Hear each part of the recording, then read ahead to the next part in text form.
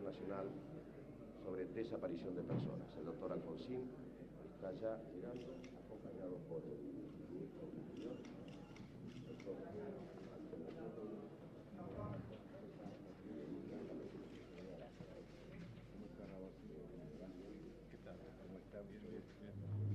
López.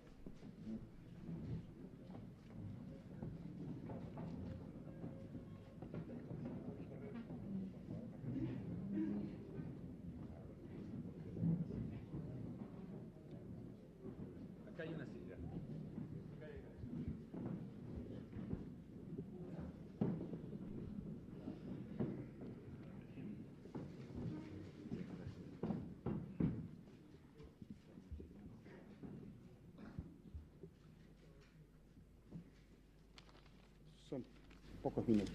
Desde luego, lo que guste.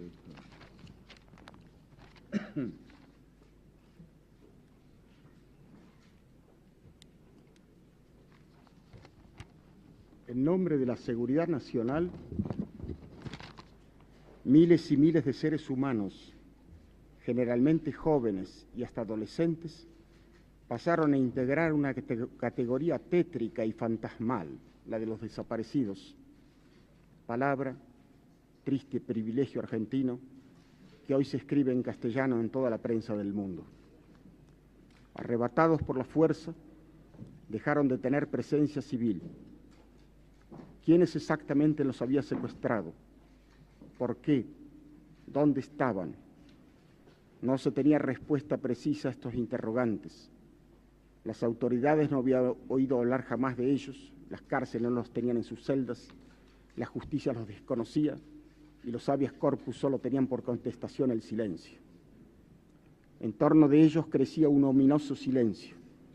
Nunca un secuestrador arrestado, jamás un lugar de detención clandestino individualizado, nunca la noticia de una sanción a los culpables de los delitos. Así transcurrían días, semanas, meses, años de incertidumbre y dolor de padres, madres e hijos, todos pendientes de rumores, debatiéndose entre desesperadas expectativas, de gestiones innumerables e inútiles, de ruegos e influyentes, a oficiales de alguna fuerza armada que alguien les recomendaba, a obispos y capellanes, a comisarios. La respuesta era siempre negativa. En cuanto a la sociedad, iba arraigándose la idea de la desprotección, el oscuro temor de que cualquiera, por inocente que fuese, podía caer en aquella infinita casa de brujas, apoderándose de unos el miedo sobrecogedor y de otros una tendencia consciente e inconsciente a justificar el horror. Por algo será, se murmuraba en voz baja, como queriendo así propiciar a los terribles e inescrutables dioses, mirando como apestados a los hijos o padres del desaparecido.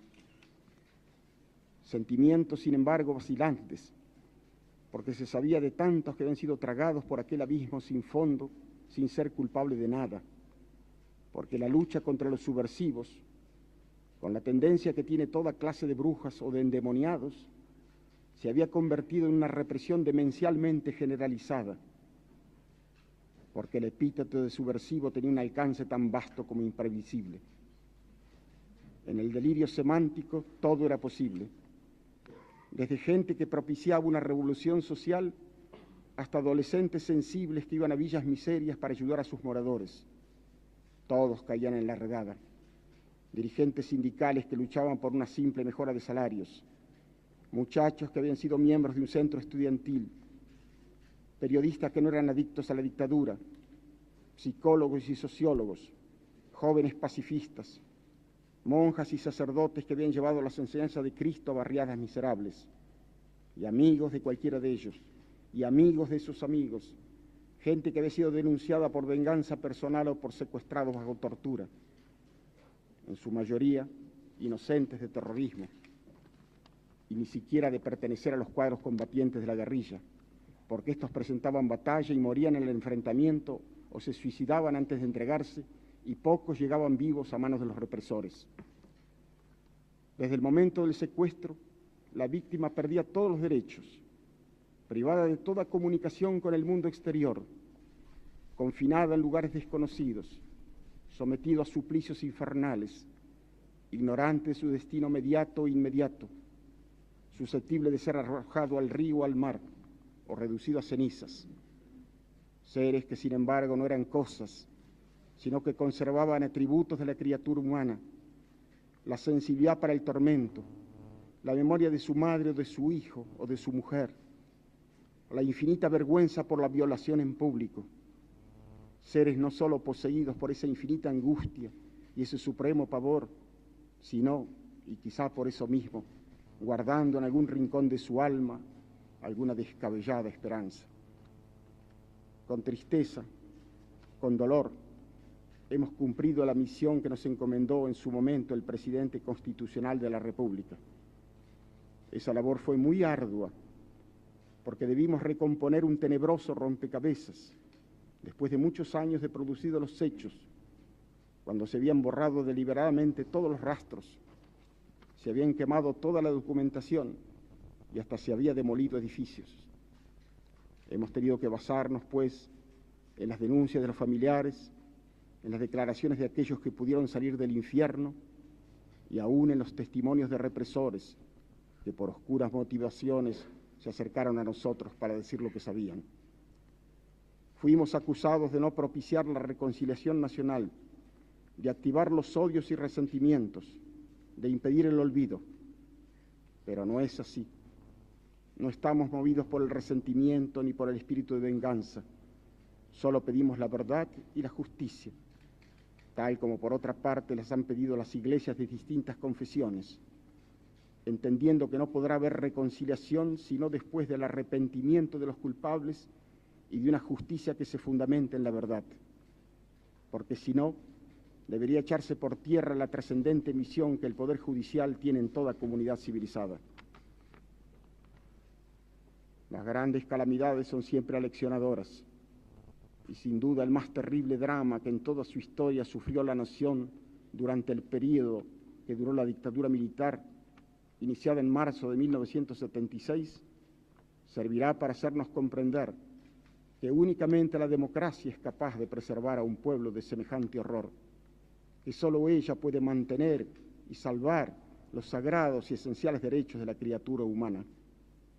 Únicamente así podremos estar seguros de que nunca más en nuestra patria se repetirán hechos que nos han hecho trágicamente famosos en el mundo civilizado.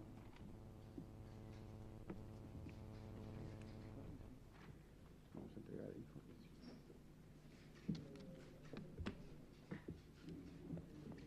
Aquí le vamos a entregar, señor presidente, el informe.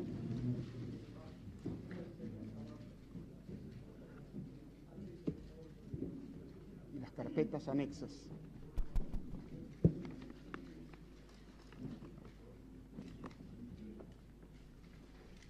Debo recordar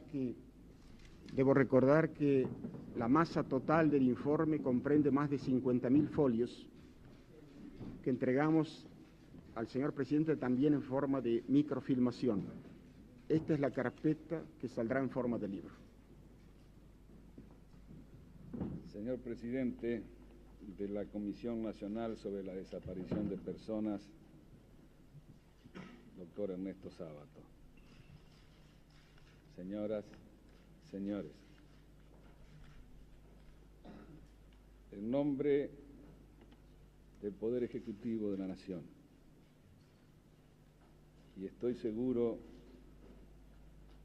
que digo bien en nombre del pueblo argentino. Quiero expresarle el agradecimiento de todos.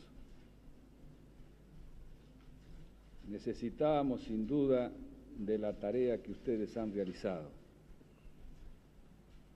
Sabemos que ha significado para ustedes un esfuerzo físico tremendo, pero nos consta que por encima de ese esfuerzo han tenido ustedes que superar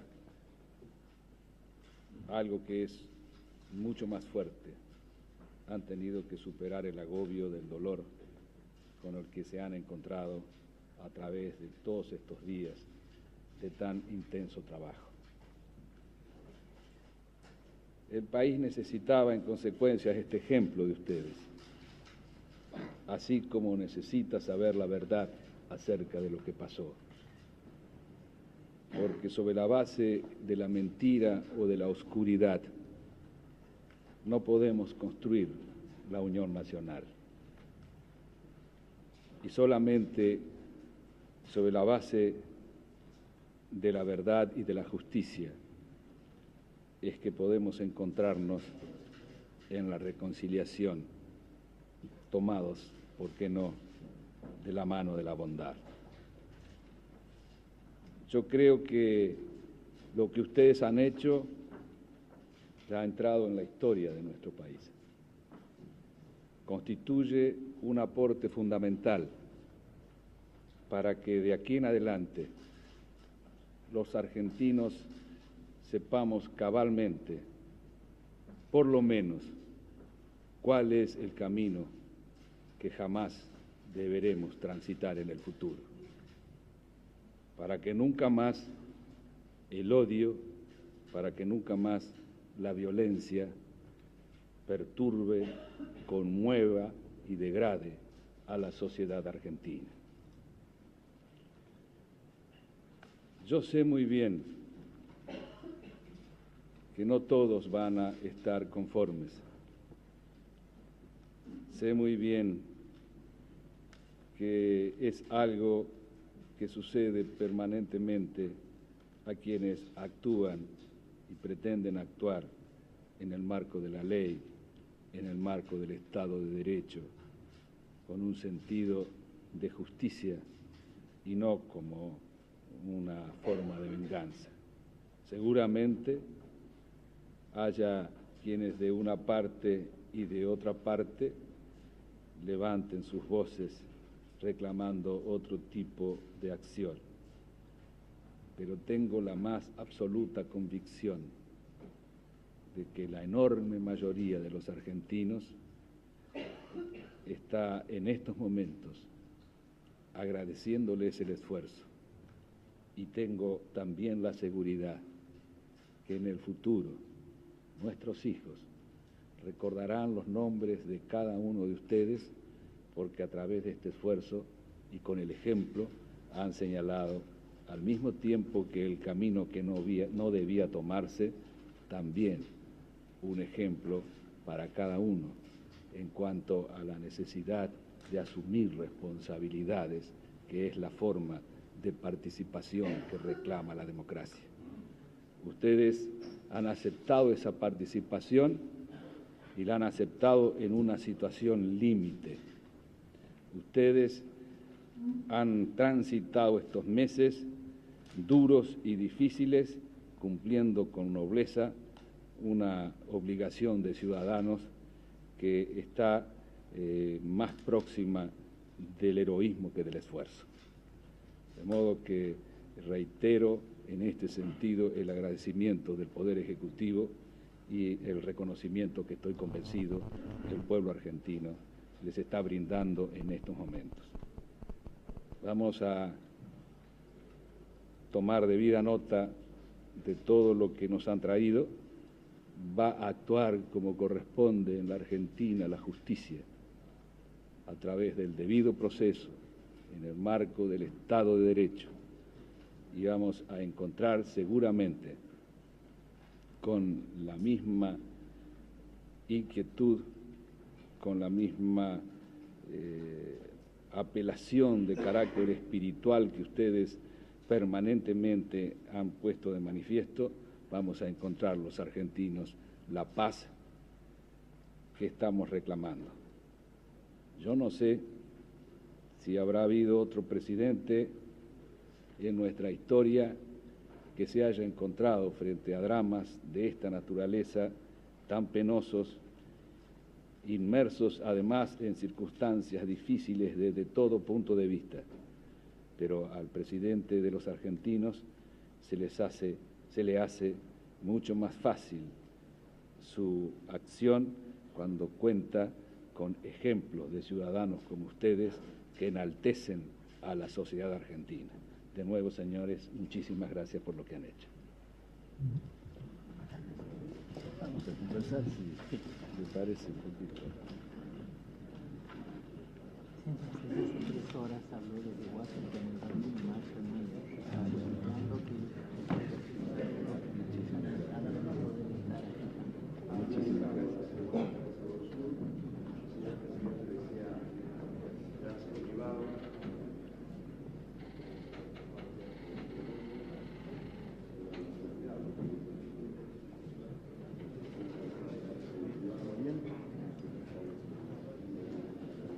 Muy lindas palabras. Muchas gracias. No sé si yo estaba a la altura. Que lo que dice siempre es sensato, es preciso, es humano, dijo cosas muy hermosas.